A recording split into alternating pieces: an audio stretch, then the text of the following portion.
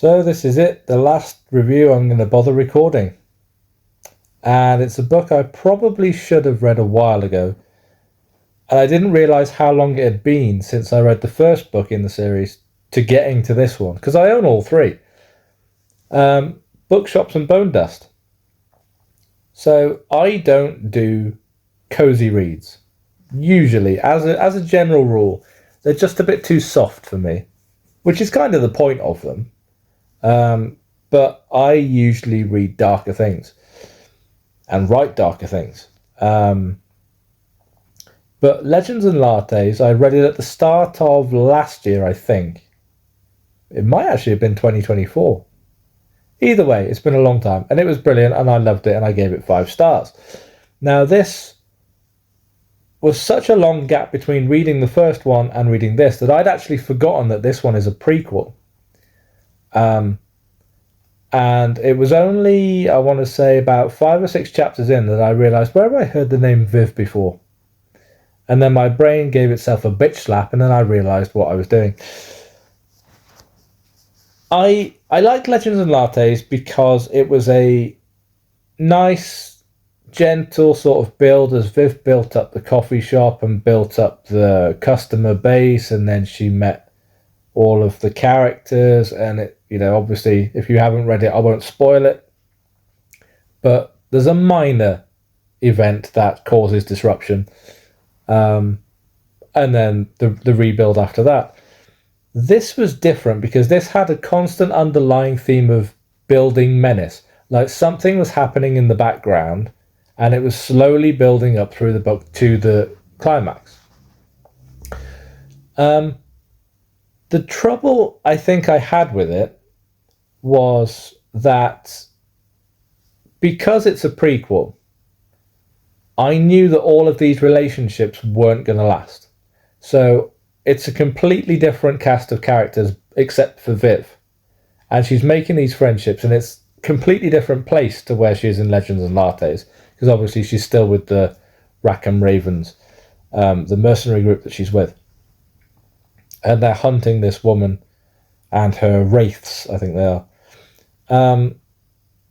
But that kind of put a little bit of a dampener on it because all these relationships seemed really meaningful, but you knew that they weren't going to last beyond the book. The other thing that I had a slight issue with was when we finally got to that climactic thing and the big bad showed up, she was very easily defeated in a very short space of time, and it just seemed a little bit too throwaway for me. Like, there was no big battle, there was no face-off, there was no massive scale destruction, which, you wouldn't expect in a cozy fantasy, but some destruction would have been kind of cool, rather than just a couple of books on the floor. So that was a bit weak for me. But the actual story itself, I found it really quite refreshing, and a much welcome change from the dark stuff that I've been reading lately, or trying to read. I think about 6 DNFs in the last 2 months. It's ridiculous. But yeah, I did enjoy it. I just thought that it was a little bit weak for a villain demise, and putting so much effort into these relationships to then know that at the end of the book they're going to all be done just kind of took away the shine a little bit. But I gave it 4 stars. I probably won't get onto Brigands and Bread Knives or whatever it's called for a little while, but I'm hoping it gets back to the sort of Legends and Lattes flow with some of the peril mixed in from this book. So we'll see. But yeah, I gave it 4 stars. So yeah, I'm done with reviews. This is the last one I'm recording, at least for the foreseeable future, because it's just not worth the effort.